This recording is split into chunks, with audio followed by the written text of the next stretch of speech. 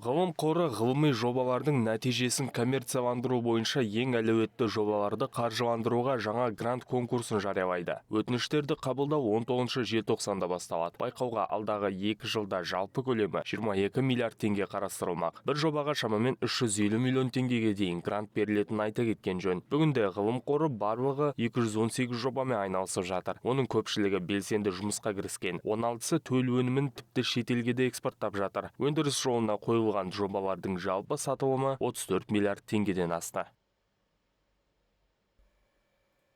В основном это страны СНГ, и также есть Китай, Дубай. Негізінен қызығушылық танытқандар арасында ТМД елдері, Қытай, Біріккен Араб Әмірліктері бар. Бұл ретте ауыл шаруашылығы өнімдерін қайта өңдеу, түйе сүтінен саумал дайындау деген секілді жобалар бар. Бір төбе болып жақсы жетістікке жеткен қазақстандық тауарлар жеткілікті. Олардың сатылымдары 1 миллиард теңгеден асқан. Мәселен, PC4U деген жоба. Оған сәйкес асқан сезімтал компьютерлер өндірісі. Оның негізінен күшті құрылымдар сатып алуда. Тағы бір ерекше жоба азық-түлік қауіпсіздігін қамтамасыз ету үшін тауарларға арналған ПТР диагностика жасау жүйесі.